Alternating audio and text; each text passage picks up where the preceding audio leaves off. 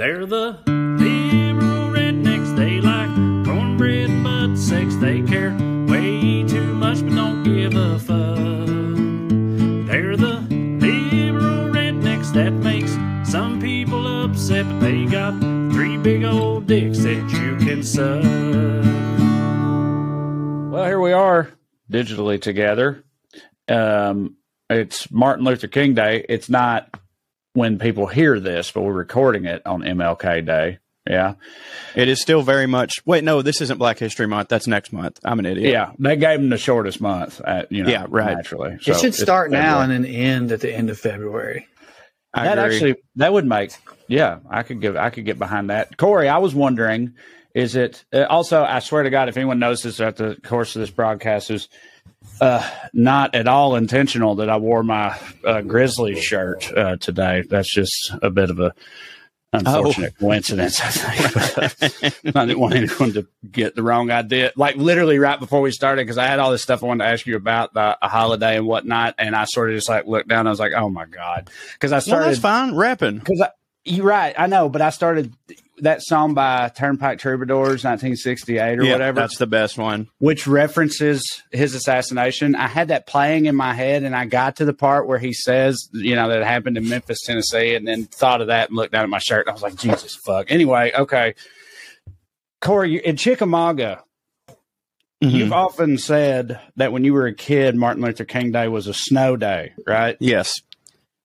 Do you know what it is right now? Amber teaches there, right? What's the current situation in Chickamauga?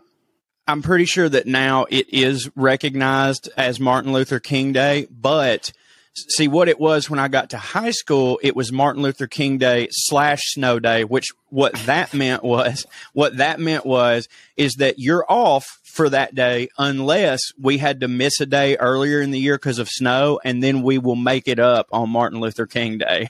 You know what I mean? So, wow. But I'm pretty sure now that it's just Martin Luther King Day, like they recognize it, and I don't think there's any trouble. Because I saw on Twitter earlier, somebody posted a thing that had the seal of Alabama, the seal of the state of Alabama at the top, so it looked very official, and it was like the calendar for 2023 was the Robert E. Lee Day. Official state holidays of Alabama, and today was listed as Martin Luther King and Robert E. Lee Day in the state of Alabama. And I was like, dude, I did not realize that we was still doing that, honestly. Yeah. And so it got me to thinking about, so I wanted to ask you about Chickamauga, because we know how Chickamauga be, but I also was just wondering, like,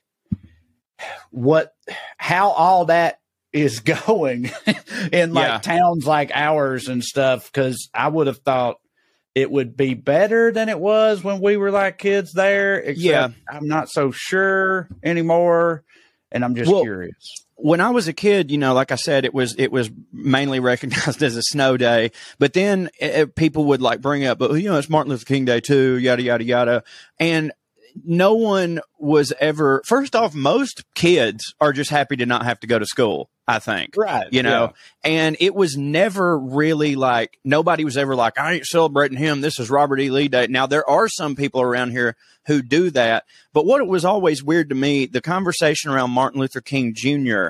was the people would never say, I'm glad he got shot, or I know what you're about to he say, didn't hit. But they would go out of their way to only talk about his adultery. Right. You know what I mean? Like they were about, the FBI, he was cheating on his wife. And I was like, oh, well, then I guess all of y'all need to be shot. Yeah. I just did one of my Patreon things right before this. And I was saying, not everybody, but I had teachers who was like, they would make it a point to be like, just so you know, like he cheated wasn't on all that his wife great all the time, and like he wasn't that. And they did. I remember doing like similar things with Abraham Lincoln too. They would be like, he had really, because I remember him saying like he wasn't great, with the Indians or whatever, as though Andrew Jackson doesn't hit for these people, right? And but it was just, it's funny looking back on that, because I feel like when you're a kid, you don't like really read into all that shit as much, of course, or whatever. But like looking back on it, it's just like so comically obvious. Like there's only one reason to be that way about somebody like Martin Luther King, But I definitely had some of that going too. I mean, I definitely that still happens. I definitely remember as a kid, until I got old enough to like think for myself, I definitely did remember thinking like, oh, Martin Luther King was a bad guy, but being confused about it. But like, just because the way they talked about him. But with Lincoln, nobody ever talked shit about Lincoln. What they did the thing where like, there's like, just so you know, Republican, you know what I mean? He's a Republican. And it's just like, Jesus Christ. But yeah, no, I think they're getting better. I mean, Amber teaches second grade, so these kids are not going to be too vocal about it, you know? Yeah.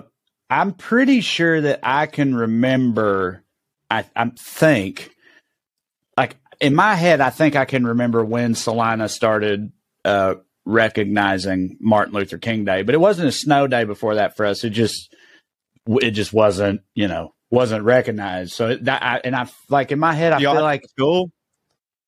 Yeah, that's how I remember it. It like wasn't a thing, and then it became a thing when I feel like I was in like fourth grade. I want to say, so that would have been like 95. I don't ever remember it being called like Robert E. Lee Day or Confederate Memorial Day. Or I think that's like pretty new. But I do think that I can remember it going from, we don't do that to, okay, we're going to do that now. I think, but I could be wrong about that. I know that by the time I graduated and stuff, it was a thing for sure. Isn't it a bank holiday? Yeah. I mean, When did it, and it's been a bank holiday for a while, like pretty sure earlier than, like it was a bank holiday when we were children. Yeah. I mean, I remember when I was a kid, I remember hearing Mom be like, oh yeah, the mail's not running today because Martin Luther King, you know what I mean? And like the trash don't run and shit. That your school didn't do a bank holiday. Yeah, right. I don't know why. It like it feels like the move would be to rename it if you were offended by it or whatever. I just checked Morgan County Schools. It's called MLK Day on the calendar. Does it say /snow day? No, and I don't think it ever did. Certainly doesn't now. I don't remember any of that. Not to say that there was anything special about my school or less racist. I just don't remember that particular thing sticking in their craw. I did want to ask Trae, what is the seal of Alabama? Is it just like a grease smudge in the shape of a pork chop, or like what?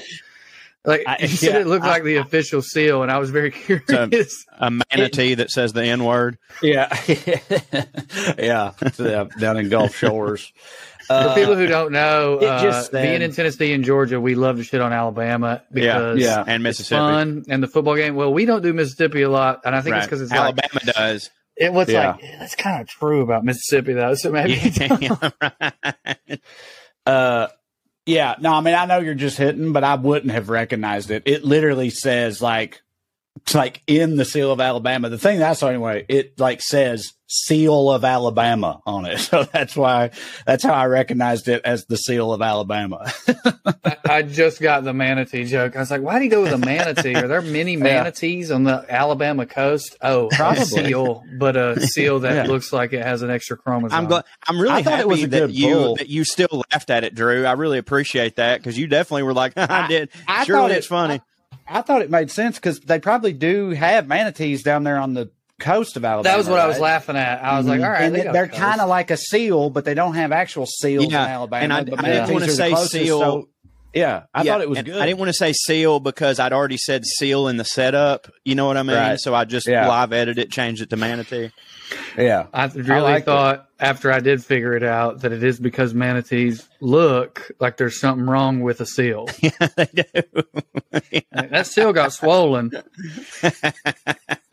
They are funny because it's like they just refuse to. I can relate to manatee because, like, despite the clear messages that the universe sends them repeatedly, they steadfastly refuse to change their ways. You know, like they just stay getting hit by boats, and it just seems like they just sort of like go, and then keep floating in the same place. You know what I mean? Like they just get run over and sort of shake it off and go back to whatever they do. What do they eat? How do they eat? They don't. I don't know, but they're definitely the bulldogs float with their mouth open. Yeah, right. Yeah. They're definitely bulldogs if seals are dogs too. So this is all checking out. You know what I mean? Yeah. Like Trae hates seals because those are just ocean dogs, except for manatees. Those are pretty good. What do manatees eat?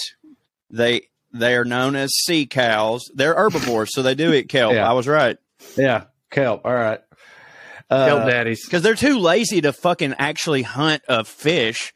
You know what I mean? I bet if kelp hits for you, eating it hits, because it's literally just like there's fields of it, right? Like if that's beds, whatever you call it. If that's what seaweed salad kind of is from the Japanese places, then I'm a huge fan of it. I think that they're related, but it's different. But I do think humans can eat kelp. But I mean, like, if that's your shit, like it is for a manatee, it's like the bamboo with panda. Like, you just hang out in there, son. Root around. Yeah. I wonder if it's like, sharks can't get in here. I'm protected. Yeah. You know what's funny? Well, I was actually it's funny you say that because I was just thinking, I was like, how do boats fucking run over them all the time? Because if it's like a big span of kelp floating there, it seems like that's where they be. You wouldn't want a boat through that. They must be going from kelp plain to kelp plain when they get hit by a drunken alligator person on a boat. They have to. Go ahead. They have to breach to breathe, right? They don't breathe underwater, do they? Yeah, They've got to mammals. come up. Yeah, mammals. Yeah. So, that's what it is. They come up and go, and hit by a boat. yeah. Breach is such a funny word. It's just like this is a thing they have to do to survive, but in and of itself, it's lazy. It's like in order to survive, wolves have to hunt. In order to survive, sharks have to hunt. In order to survive, crabs have to protect themselves. Manatees, man, we just need to go up and breathe, dude. Breach. We just got to breach. Gotta breach. It's the only time the word breach is used in a positive connotation too, because you've got like a breach in security, a pregnancy breach, and then what manatees do.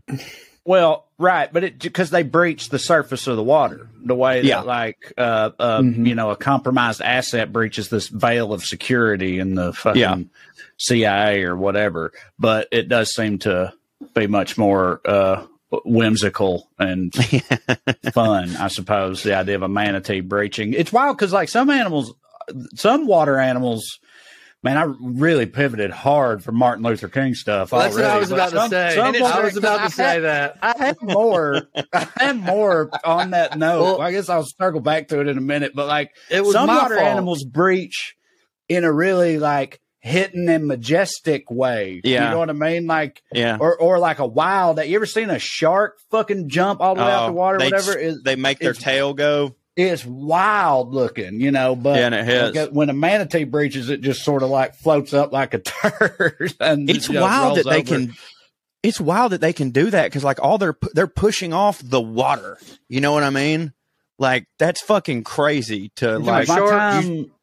If my time playing Echo the Dolphin is any indication, what you do is you start at the bottom and swim real hard at the top, and then you hit the boost button right before the top, which shoots you out of the water, and then you can do a little flip and land.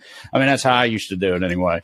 But yeah, no, I don't know the actual physics. I mean, yeah, dude, it seems like it would be. I mean, you ever like try to fucking jump out of a pool or something? You know what I mean? Yeah. Like insane. But that's they can't walk. Right. Yeah, exactly. We ain't built for that. Like, and also I feel like you get this motion going. Do you know what I mean? Mm-hmm. Like where you like come up and then down and up and then down in and out of the water. You get like a momentum. Dolphins hit at that.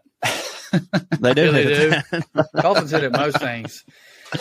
Yeah, especially sexual assault. Yeah, there it is. Yeah, they rape. Yeah, they do. Only rape that's funny. Well, now that we've gotten to rape, I think we should take a break and hear from our sponsors.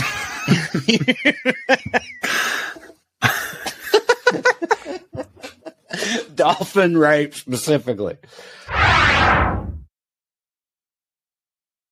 Dude, I think I told y'all I try to do a bit about it. I mean, it's like not going to work ever, but like, no, it's true.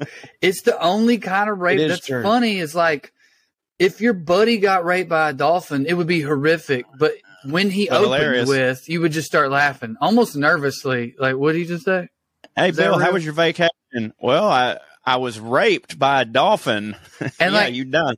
I don't want to get too dark, but even other people who have experienced similar things, well, they wouldn't have as much empathy for you either.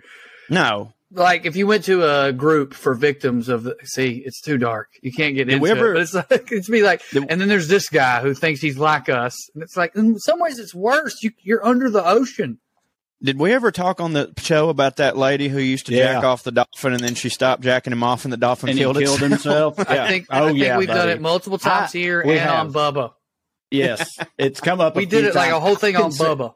I consider, to me, the first episode of WellRed where that ever came up is like a seminal classic episode as far as I'm concerned, because I'm pretty sure that's the same episode that had pussy dick butts in it, cloacas or whatever, talking about birds and stuff.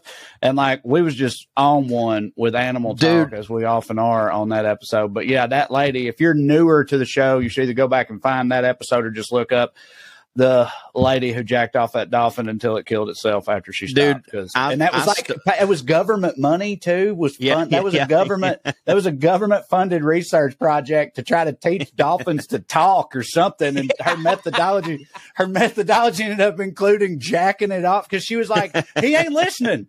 He won't listen to anything I say. I got to jack him off just to get him to calm down enough to listen. And imagine if it was so working. Much. Dude, imagine if she was the only one having any fucking success.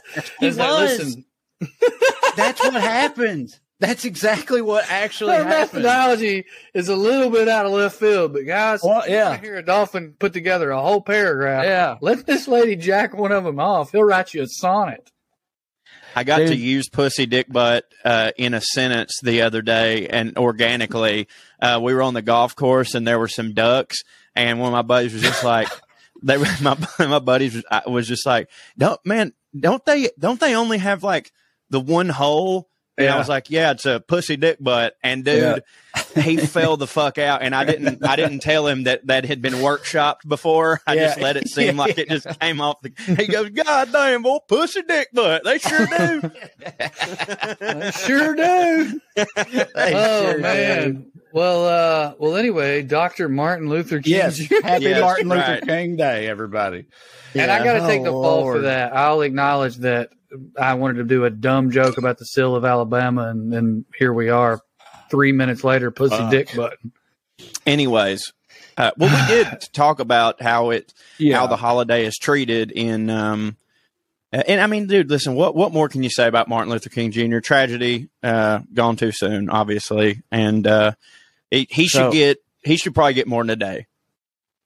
Yeah, I agree. And you're right. With that reverential note, we should move on. I have one race-related story that ain't got anything to do with Martin Luther King.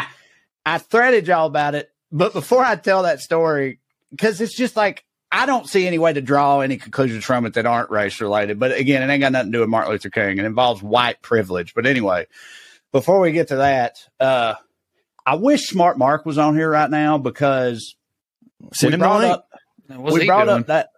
brought up that lady who jacked off that dolphin, right? And I said it was government funded, and I'm pretty sure it was.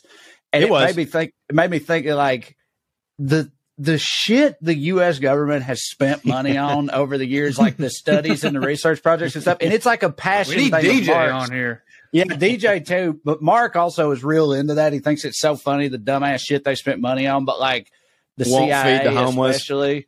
Yeah, right. Yeah, but yeah, fucking trying to teach dolphins to talk by jacking them off and stuff. But yeah, can't all right. Get any more if dolphins shelters talking, or anything. If dolphins talking is like playing with LeBron James, you're not allowed to pick it because it's unfair. You know, Bo Jackson Tecmo Bowl, don't pick the Raiders. What's your first round draft pick of weird shit the government has spent money on? And if somebody ends up taking yours, you can acknowledge that it wasn't your first pick. If you need to think about it, I can go first because I know what mine is. But I think it was when they spent a lot of money to destroy warehouses filled with cheese. I didn't know about that one. But of course, yours is cheese related, and of course you're up in arms about it. You know, the dumbest thing he ever did, got rid of that cheese. Yeah, it is. Tell me about that. I don't know about it. It was when Trae, you tell him, it was the government cheese thing, but it was right before that, and Reagan was gonna just destroy it all.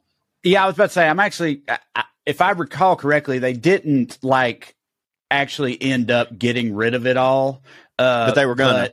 They were going to. It was so, Drew, during the whole welfare queen part of the Reagan administration. So we had a backlog of government cheese, and then the welfare queen situation came on, and they were like, well, fuck feeding people then. Yeah, burn it. Kind of, yeah. So during the welfare queen part, government cheese was a big part of that narrative. And then, like, when all that was going on, they found out there was this huge warehouse with like millions of dollars of government cheese just sitting there going bad or whatever because they, weren't giving it to people or whatnot. And it was a big scandal and everything. And they got, shamed for it. Jesus and I think Christ. distributed it after that, which led to an influx in the government cheese economy. That's so funny. That's why I remember that. I figured that was the order it went in. It would have been perhaps funnier if they just ended up with a big cheese surplus. And so they were like, it's going to go bad. I guess we'll destroy it. And then somebody was like, just give it to the poors. And that's where government cheese came from. Yeah, it hits too.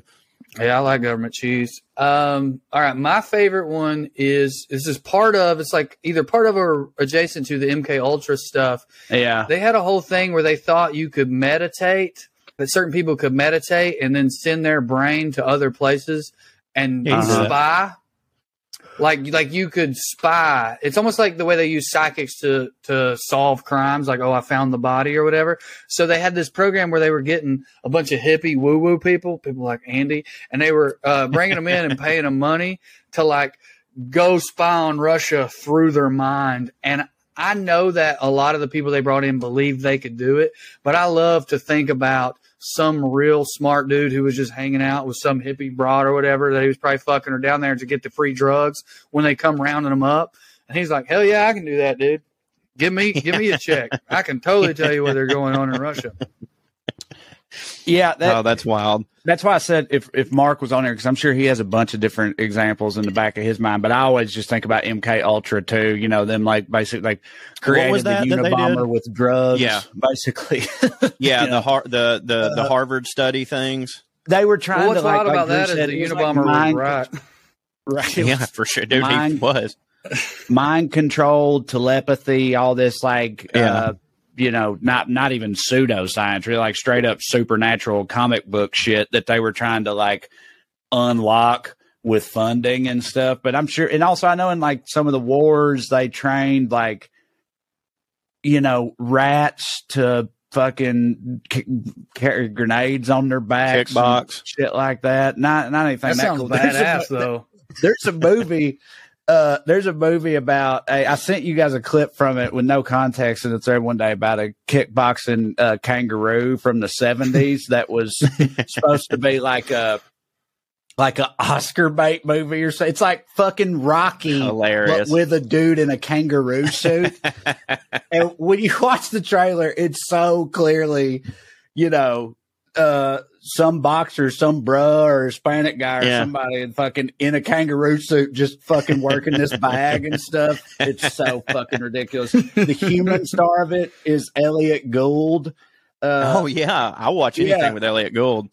And so it's just like, talking about the old dumb shit the government spent money on. But dude, the cocaine fueled projects of, the 80s, the past few decades, 70s and 80s in Hollywood. That's also a fucking gold mine of dipshittery there. Just stuff you're like, what was this? There's a movie, I think, with Denise Richards called Tammy and the T-Rex, right? In the early 90s. And if the thing I read is true, the director of that movie just like got an opportunity to have an animatronic T-Rex for like a month, right? Mm-hmm. It was like, hey, we got this T-Rex sitting around if you need to use it for something. And then he was like, I'll just make a whole movie out of that. Like the whole movie. I've always wanted to watch that. The whole movie just sprung up from the fact that this T-Rex animatronic thing became available. And they were like, well, we should do something with that. And Tammy and the T-Rex. There was another movie where Whoopi Goldberg was like partnered with a T-Rex and solved crimes or something. Yes, it was like called Fred or something. Eddie was the name of the movie where Whoopi Goldberg was a basketball coach. That's right. But hang on, I went and saw that. I'm looking it up. Didn't hit for me. Right, Whoopi and dinosaur. While y'all look it up, that was my favorite. CIA. Theodore Rex is the name of it. Oh yeah, I remember that. Theodore Rex. That hit though. I mean, and those cocaine fueled ideas hit for 7-year-olds. You know what, dude? He looks exactly like the dinosaur from Dinosaurs. I He probably almost is the think same they dinosaur. used the dinosaur from Dinosaurs after looking at that. It looks exactly like that's another one, dude. That fucking show. That show hit. That show ends with the world ending. That show ends with because it's about environmentalism. And fucking they all die in a Holocaust at the end of that family sitcom. Have you watched it recently? The other reason that they ended it like that scene recently. Yeah. The whole show is about environmentalism and how we are going to kill ourselves. Dude, the entire show, that's what's going on. It's on Disney Plus, and so I was like, man, I loved that show when I was a kid. And so I pulled it up and watched the pilot, and first off, absolutely holds up in terms of like comedy. It was funny. It's but great. Like, man, like there was a lot of commentary that I obviously missed as a kid, but like, dude, I mean, it's like Roseanne, but with dinosaurs. Right. Yeah. It's exactly what it is. Yeah. That was probably the pitch for it. Yeah, right. What if Roseanne was a dinosaur? Yeah. Have we ever talked about on here if, speaking of cocaine fueled ideas, that worked? This would have been my pick if the question was CIA story that's just your favorite, not a dumb one. That they wrote the Scorpions hit Winds of Change. What? It's like a propaganda thing. And I don't know if it worked as propaganda, but I can't call it dumb because they, at very least, they made a lot of money off of it. So what's wild about that for me, just to make this about myself? Tell me the whole thing. I don't even know the thing. To do what the Berlin Wall fell. Go ahead. Well, go ahead. The Berlin Wall fell, and in that part of the world, they very much wanted people to believe what we have been taught here, and it's been rammed down our throats, that was absolutely the most beautiful thing ever. And I'm not like whether it was or not, sure, but like the idea is they wanted Europe, especially Eastern Europe, to be like, when the Berlin Wall fell, that was a great day for us. Because for some people, communist socialists, they were like, that was the day we started to lose. You know what I mean? So they just wrote this song called Winds of Change that was like this really moving, beautiful 80s anthem rock, about how great it was. So propaganda. The CIA wrote it, or they commissioned those people to write it? I don't know.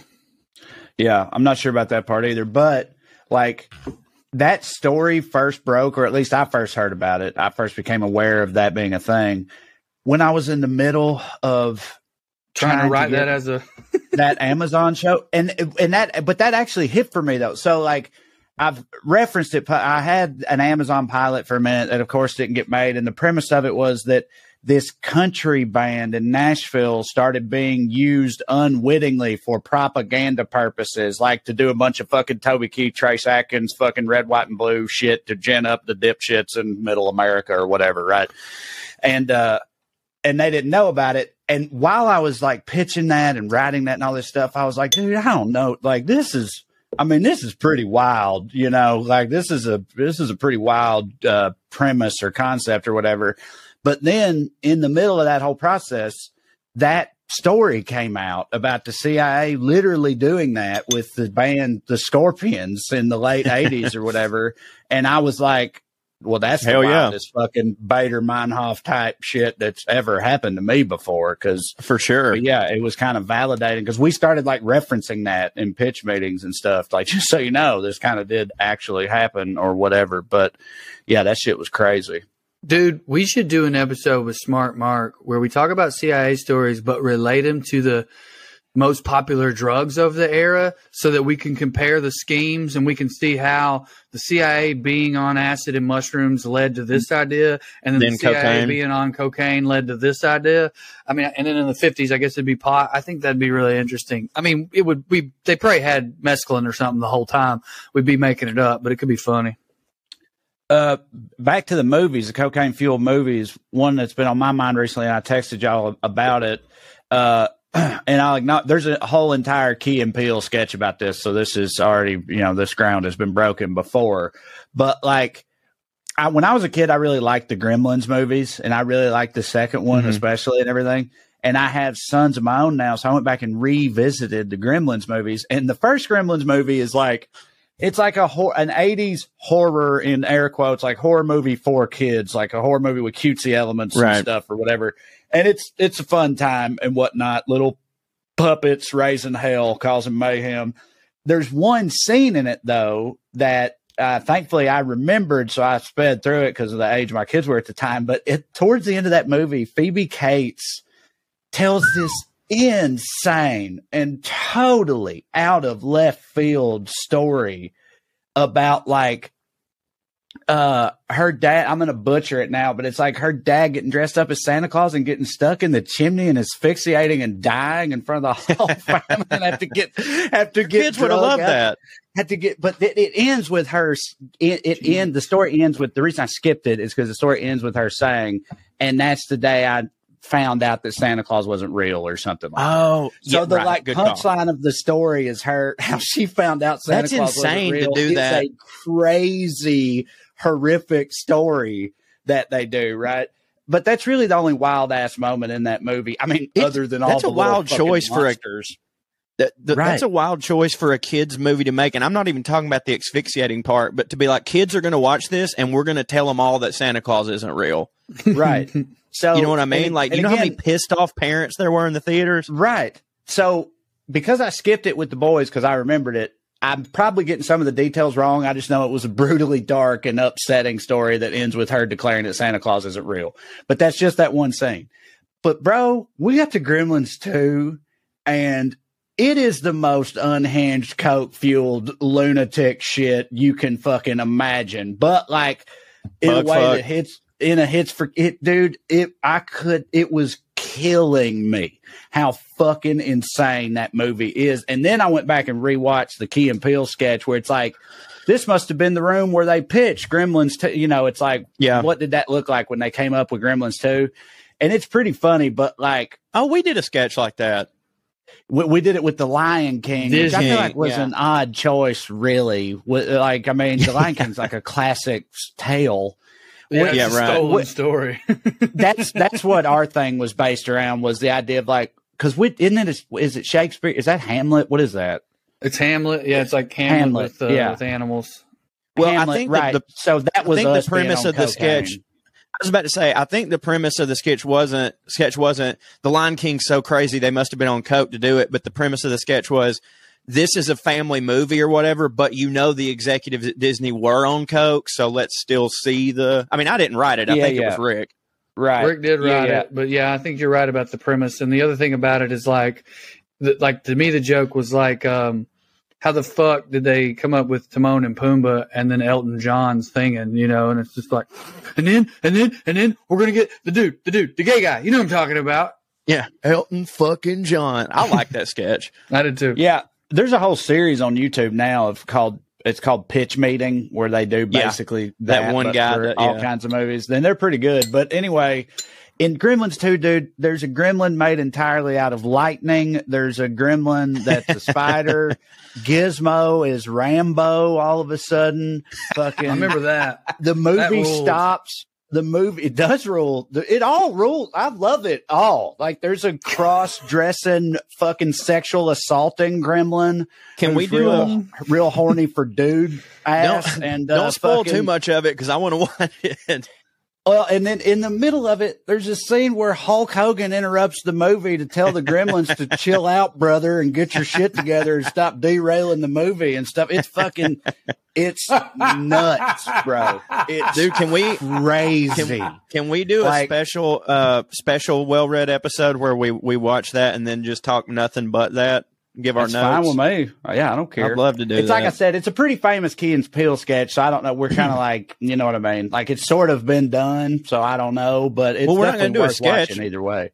Well, they don't. Right. Yeah, we can still review a movie. Pretty sure. So, all right, you want me to tell the white privilege? I texted y'all this story, but I want to tell it on here. So, fucking Ed Begley Jr., right, who hits for me. He's great. I love Ed Begley Jr. He's great. Same. He's super white, right? Like, that's part of his thing has been real, like, Connecticut white guy type, right? And so I didn't know, and this is on brand and on theme of what we're talking about, but early in his career, in like the late 60s and 70s, up till almost, I think it was like around almost 1980, he was a fucking coke fueled maniac and really drunken lunatic who was like a madman. Said he drank he was just off his fucking gourd all the time. Ed Begley Jr. And so he told Bryce's dad. Yeah. That is very Brycey. Yeah, he told this story about in like the early 70s, right? It was New Year's Eve. He got fucking hammered and was on all kinds of pills. You know, this was back before they outlawed the hits. All the hits, Quaaludes and fucking speedballs, and like Yellow Jackets. God, I want a Quaalude. Right, all that shit. Pemberton or whatever it was called. All that stuff. He was on all them pills, drunker than fuck. And he was driving in his car, of course, who was somebody who used to just drive drunk all the time. Like it was his favorite thing to do, was driving drunk. And he fucking, on New Year's Eve, he smashes into this other guy's car, right? In a way that like fucks the other guy's car up beyond driving. But you know, this is back for, as Andre 3000 put it, when things were metal instead of plastic value, right? And with cars, right? Yeah, cars were stronger. So fuck both the cars up. The guy he hit, his car was not drivable, but his car was somewhat drivable. But it was a bad wreck. The dude he hit was limping and stuff. The cops come. When the cops get there, in his drunken fucking drug-addled mind, he hatches this scheme to like, his plan is to like make them think that his brakes went out and he's planning on suing the car company for it, right? So that's his justification. And then he goes from there to, that means I need them to arrest me for that story to work or something, which I wasn't really following. But my point is, when the cops pull up, fucking hammered out of his mind, Ed Begley Jr. starts screaming at them, put the handcuffs on me, take me to jail right now.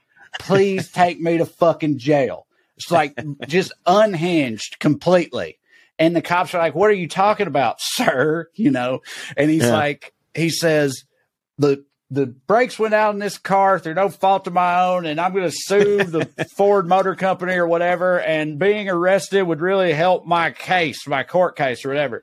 It doesn't make any sense. I see where this is going. Clearly fucked up. And the cops heard and see all this, and the other dude who he hit is over there like, yeah, you should take him to jail. He's clearly not doing well, you know, whatever.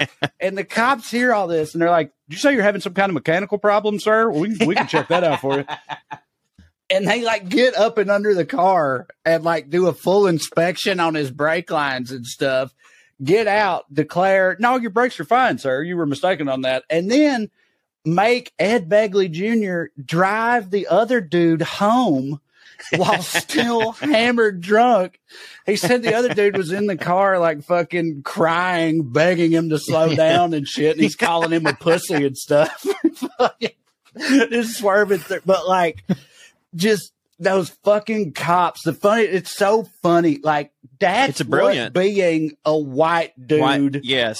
Like, still is like, but especially then was like, it's such a comical representation of, you know, the difference between being that guy and being, you know, a black guy in any scenario, but especially something like that. It's like, it's so absurd, but so real too, you know. My dad, back in the 70s, he graduated 77. He told me that this one night he was drunk over at his buddy Peanut Huffstetler's house. Phenomenal name. I believe I mentioned that on the WellRed Redneck Names episode. He can't decide if that's trash red or moneyed red. Well, it was Huffstetler. Well, it was trash red in this particular situation. Yeah, he's over at Peanut Huffstetler's house, and he called a girl on the phone. He told this girl, I was like, I'm gonna be at Peanut's house. Here's his number. So this girl called the house phone, which is the only way that you could do it back then. And it's like 1 a.m. My dad is hammered drunk. And right before all this happened, the transmission in his car was fucked up, and it would literally, the only gear that worked was reverse, Like nothing, like his car would just go backwards and he had to go get it fixed. But this girl called him wanting to throw a piece of pussy at him.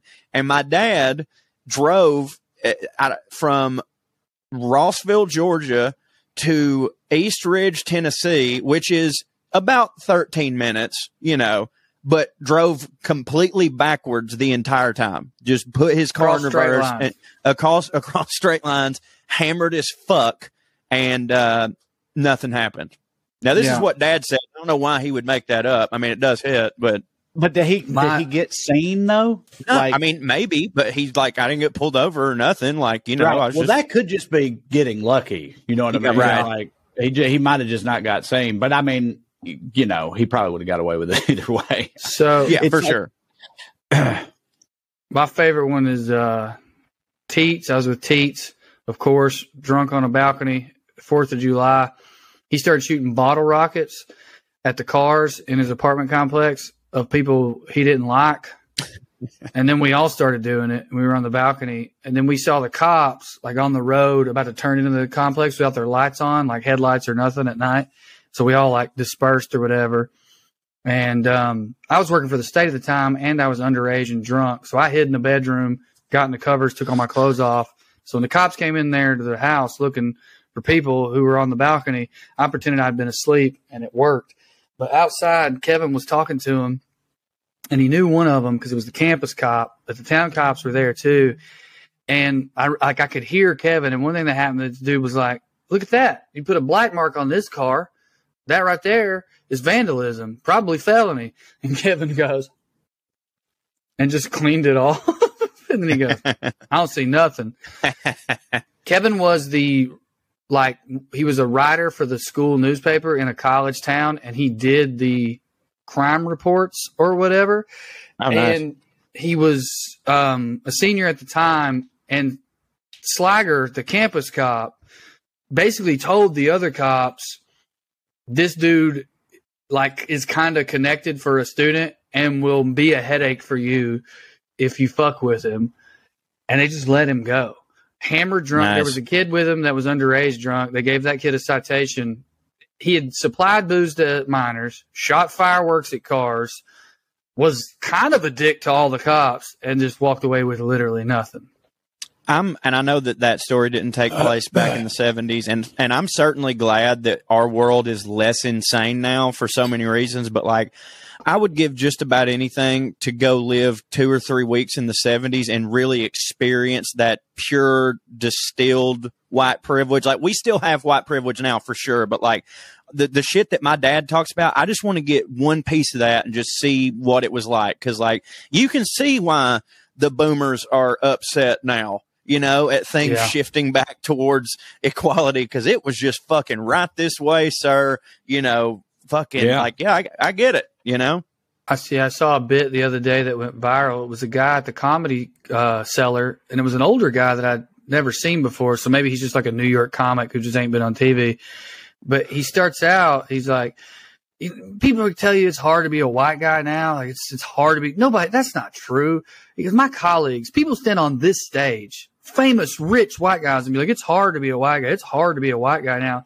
What a ridiculous thing. It's not hard to be a white guy. But it's not as good as it used to be. Can we admit that? It's not as cool as it used to be. Yeah, and that's for 100% sure.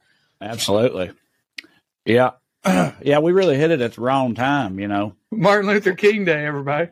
Yep, happy Martin Luther King Day. Oh, my God. Yeah. Let's take a break. Let's do it. And we're back. We are back. Joe, you got something you're wanting to talk about, right? Yeah.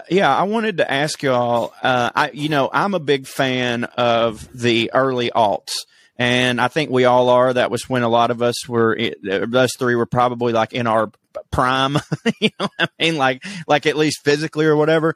And I was just thinking, I was wondering, because I've done this with the 90s before, because we actually did have to make a time capsule, and when I was in 5th grade, and it was a bunch of 90s shit. But if right now we had to make a time capsule that represented the early aughts, what are some of the first things that you're putting in it? I'll lead off with, there has to be a Nickelback CD, obviously. Dane Cook, special. Yes, I would do The and one mixtape tour. And one shorts and shit like that for sure. Jinko jeans, maybe. I feel like that was late 90s into 2000s, but I'll allow it. No, I'll allow it. Like it didn't end until like 03. Yeah, right. Some Kobe and Shaq Lakers stuff. Yeah, for sure. I'm gonna go with Mark McGrath. What is that? Sugar Ray. I'm gonna go not with a Sugar Ray CD, a Sugar Ray poster, because I feel like you got to see them to understand why they're in the time capsule. Yeah, that's for sure. Songs, I think that, and this doesn't mean it has to be the best song from that era, but the song that maybe most represents that era. And it's hard to pick a better one than what's the God damn it? What was that song? Butterfly. The you're my butterfly, sugar baby. Yeah, come my lady, come my lady, you're my butterfly, come sugar, my lady, baby, butterfly, sugar. Yeah. Don't you think that song is just like so aughts? Yeah, there's that. Yeah. Well, that is the most ridiculous one. You got to do boy bands and Britney and all that too. And then I guess you got to do Korn, don't you? Fuck yeah! I would love to put Korn in there. Korn. They're right? By the way. Yeah.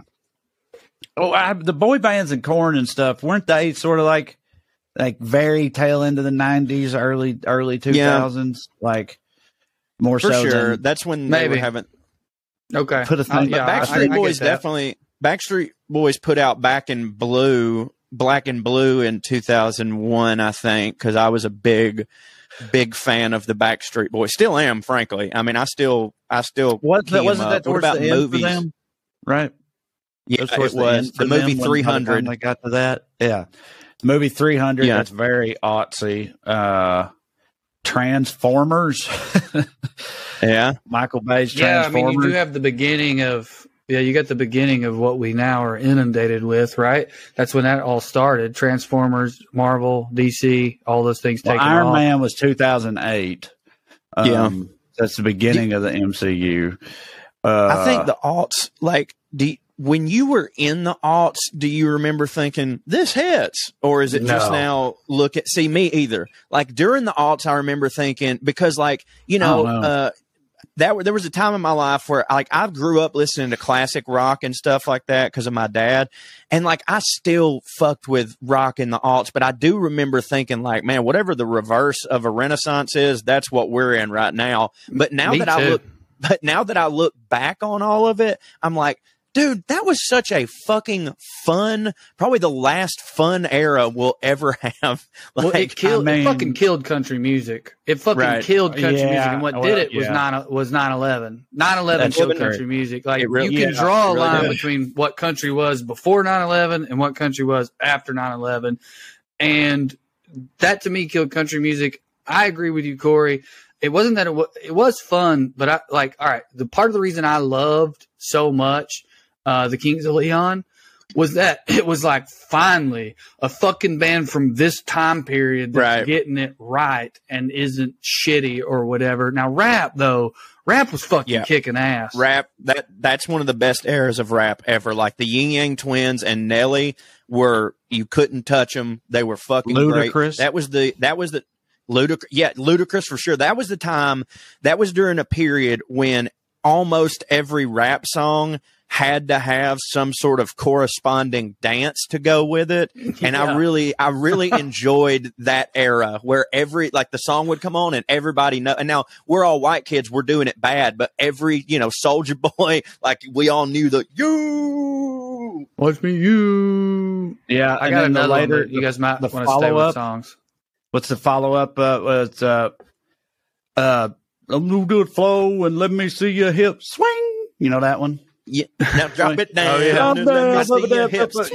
Yeah, right. That was Soulja Boy too. That was his next attempt. I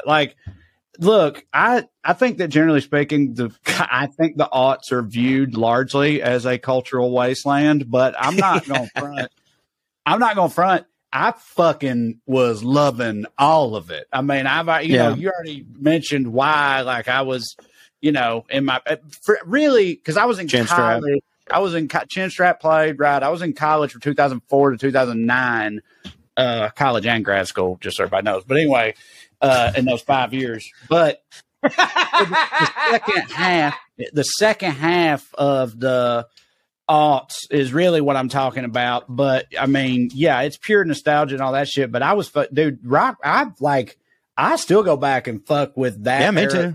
Music all the time. Yeah. I miss it. But it's no equivalent now. Rap is still going, and there's still plenty of rap that hits. And but there's no Chevelle's. No new Chevelle. None Dude, at all. It's just okay. gone, I'll go back and fuck with it. But like, I love Dane Cook. I love fucking. Yeah, me too. You know. All right, but does it like compare like?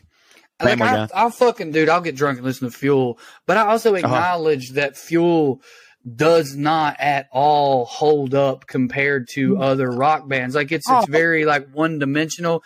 No, it hits for me super hard. But like Shimmer. Dude, those are great songs. Sincerely great songs. But you're going to try to tell me that they're as good, even if I like them more than, any Led Zeppelin song. Oh, well, they don't compare. It's like, that's why I think people call it that. We don't have to move off from music, but we got to get the TV at some point before we get out of here. Dude, what about The Wire and fucking Breaking Bad? Sopranos. Like, it was kind of the beginning of golden television. It wasn't golden era, but it was the beginning of it. Was that the aughts? Well, Breaking Bad too. Breaking Bad and Mad Men both started like right at the end of the aughts, right? Breaking Bad was 08. I was thinking 08 or 09 for both of them. I think Mad Men maybe started like the year before Breaking Bad. Or 2007. Yeah. Okay. 2007. Yeah, that's aughts. Yeah. But and again, like, as I said, Family Guy. And I think that the aughts were really when South Park was crushing it the hardest. Like they started in the 90s, but like they were in like season, 5 and 6 in the, some of their truly insanely classic. Now, granted, this is because of course I say that because like that's when I was watching it the most, but like Daily Show, Colbert Report, I think you got to throw those in there as cultural touchstones. I mean, that dude, now granted, a lot of it is due to the fact that people don't watch cable television as much anymore because they're streaming, but it would be hard to explain to a kid nowadays that at one point, the most famous comedy show was a legitimate news program, like a legitimate, yes, they made jokes, but like they were reporting the news in a funny way. And that was the best thing you ever saw. Yeah. It's pretty I agree with you. I mean, Dave Chappelle. You got to throw Chappelle in there, dude. For sure. Dave Chappelle, for sure. Will Ferrell, I think. Oh, Will Ferrell's the king of the aughts comedy. Absolutely. All right. Fucking Anchorman, Talladega Nights, all that shit was during the aughts. All right, what about fashion? We got to do Abercrombie. You got to throw a bottle of Abercrombie cologne in there, maybe a puka shell necklace. Yeah, for sure. I wore both of those things.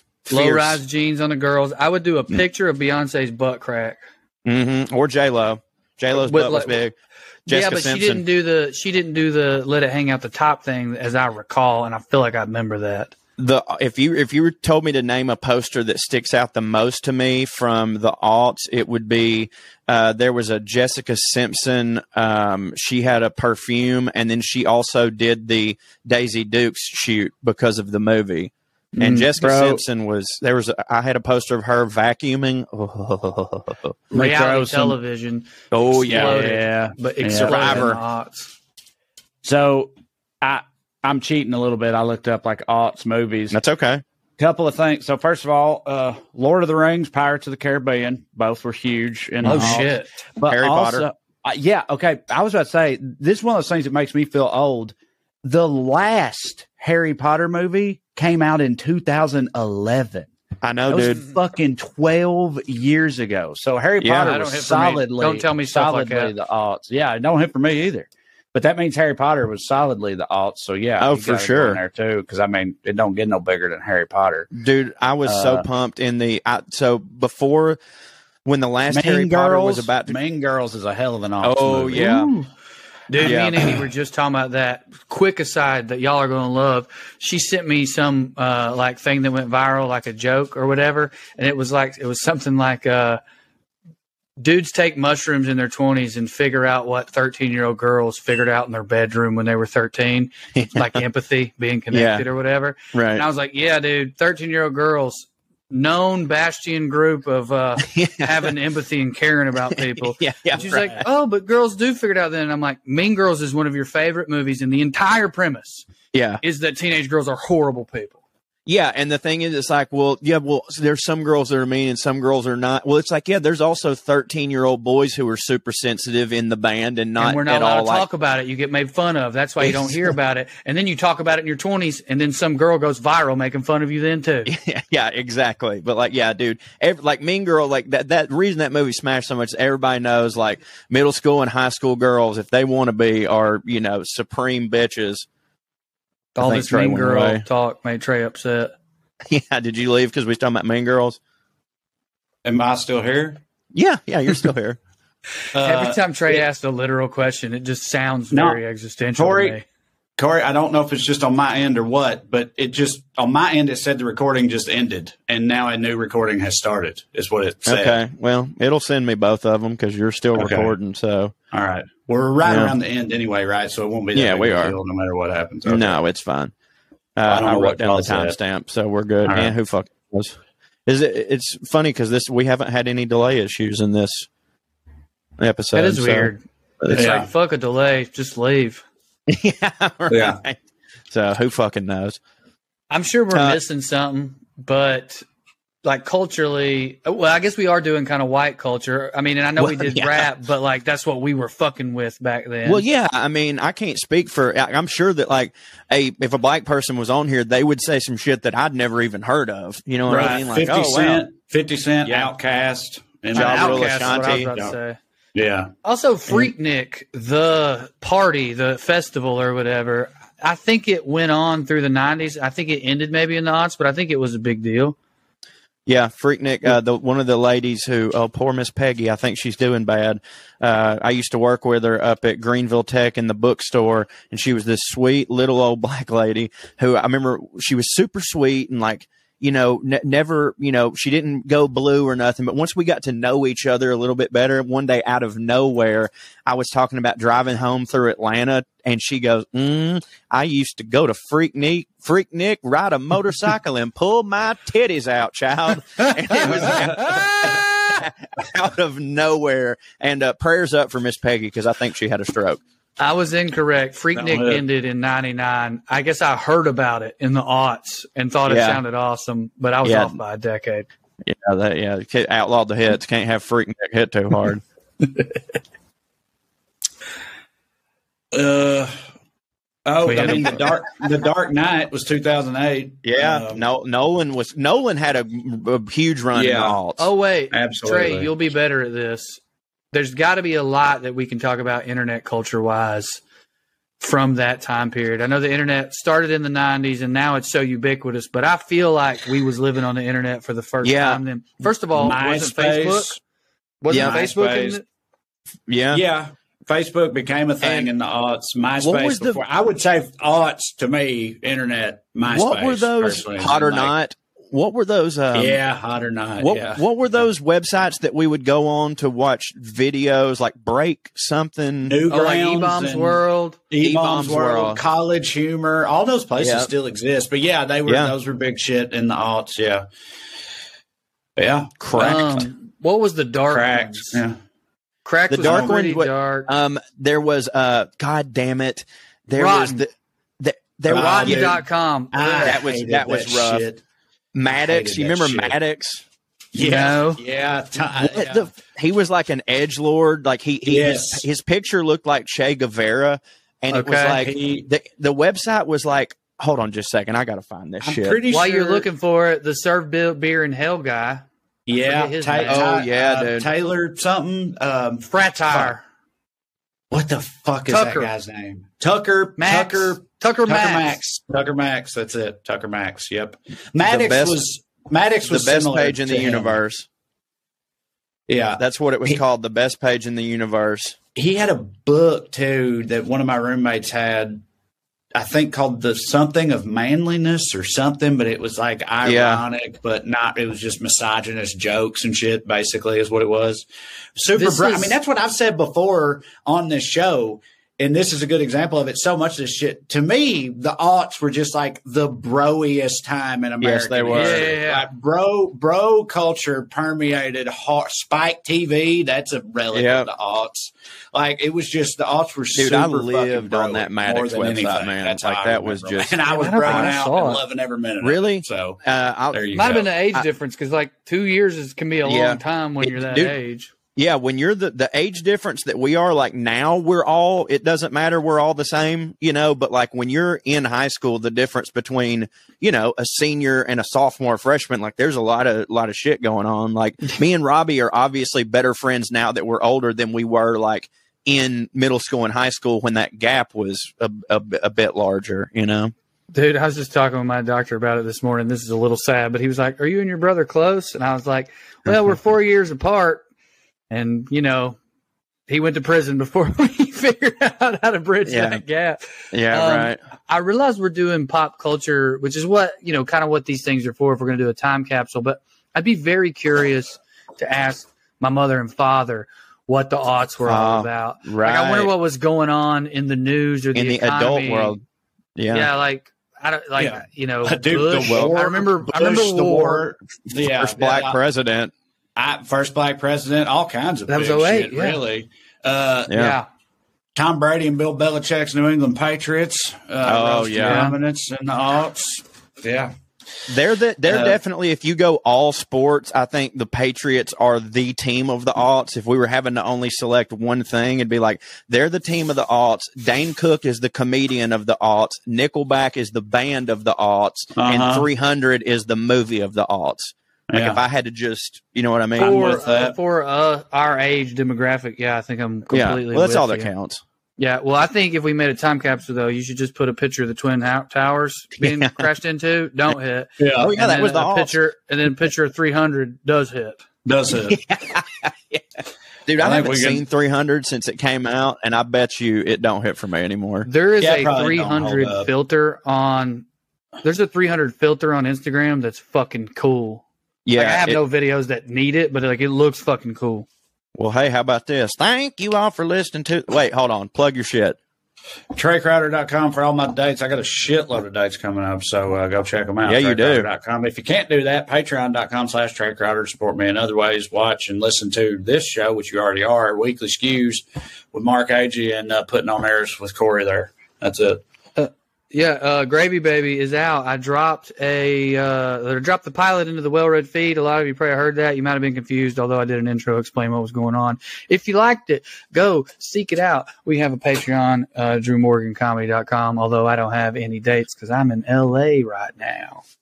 Yeah, I'll reiterate, Putting on Airs with me and Trae. It's a great podcast where we talk about fancy stuff. And for all my bonus stuff, you can go to parttimefunnyman.com. I do essays. I do poetry that Trae hates. I do history videos, Civil War stuff, and short stories. And it's fun. And you can do it. And I wish you would. So thank you all for listening to the WellRed Show. We'd love to stick around longer, but we got to go. Tune in next week if you got nothing to do. Thank you. God bless you. Good night and skew.